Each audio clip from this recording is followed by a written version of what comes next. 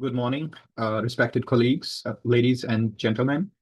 It's a pleasure to be a part of the conference, Third International Brain and Biomedicines Conference. And that has been organized by Government College University, Faisalabad. Today, my topic for presentation is neuroendocrine pathways that connect human-farm-animal interaction with stress regulation and human well-being. I'm Dr. Sibtain Ahmad, working as Associate Professor at Institute of Animal and Dairy Sciences, University of Agriculture, Faisalabad, Pakistan. Currently, I'm doing my postdoc at University of Arkansas, System Division of Agriculture in the Department of Animal Sciences. So that was my brief introduction. Now let's start with something that is about human-animal interaction. It's not a single event. It is a dynamic and bidirectional process. Past experiences from the human-animal relationship, they strongly influence how future interactions are perceived. So, but unfortunately, in farming systems, this relationship is often underestimated, yet it directly affects animal productivity, animal welfare, and the psychological state of humans working with animals. Let's talk about the core biological mechanism underlying human-animal interaction as a dynamic balance between the two ancient neuroendocrine systems. On the left side is the oxytocin system, which is linked to parasympathetic activation, affiliative behavior, social bonding, trust, and emotional safety.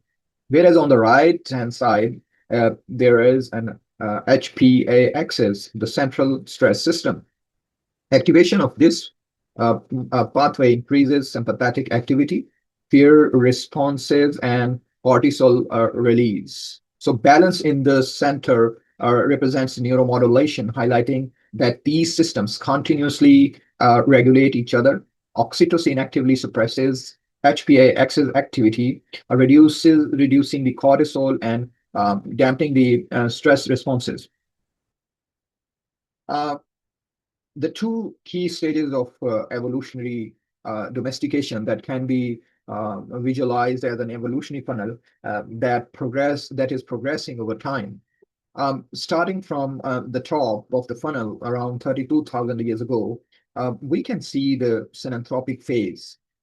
During this phase, ancestral wolves occupied human-modified environments, such as their refuge sites. So selection pressures, they were primarily favored based on reduced fear and aggression, achieved through downregulation of the HPA axis. So as we move down to this evolutionary funnel up to 11,000 years ago, we enter a symbiotic phase where selection shifted beyond fear reduction towards active socio-emotional traits, including social bonding, cooperation, and interspecific attachment. During the domestication, the biological shift from tolerance to love, we can see as a two-step neuroendocrine matrix. In the first stage, early domestication, the selection that occurred through synanthropic adaptation, animals that would live near humans were favored, not because of bonding, but because of reduced fear and stress reactivity. So biologically, this stage targeted downregulation of the HPA axis, leading to lower cortisol output and greater tolerance of human proximity. But on the later stage, where I would say the selective pressure became human-directed, at this point of selection shifted toward upregulation of the oxytocin system, particularly in forebrain circuits involved in social cognition. How neural architecture it progressively rewired during this domestication process to support increasingly complex human-animal social behavior. So on the left side, the picture shows early domestication, where oxytocinergic pathways primarily operated at a local level within the hypothalamus. So at this stage, oxytocin's main function was fear suppression. Whereas on the right side, where that represents the late domestication, these same oxytocin systems were evolutionarily elaborated. Now these axonal projections, they extended from the hypothalamus into higher forebrain regions involved in social cognition, emotion processing, and learning. Um, the here Siberian fox experiment has been presented uh, to make I would say, the domestic demonstration of domestication occurring in the real time. So a Russian, or I would say Soviet geneticist and academician, Dmitry Konstantinovich Belayev, in 1959, he conducted experiments on the silver foxes. He selected the foxes for tameness towards humans without selecting for any other physical traits.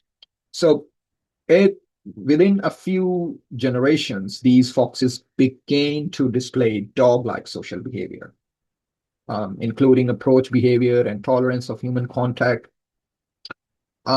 This change over time in the generations, on the right side, the graph is it shows that the underlying endocrine shift driving this process. So across generations, foxes selected against fear showed a marked reduction in cortisol and adrenal reactivity.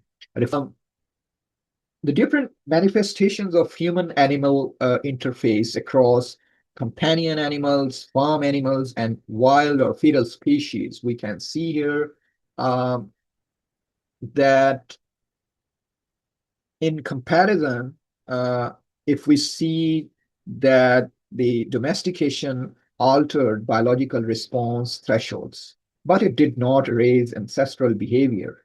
Uh, Instead, outcomes of human interaction depend on each species' endocrine adaptations.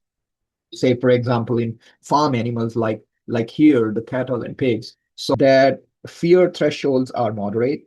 Humans primarily interact through tactile handling and management of the flight zone.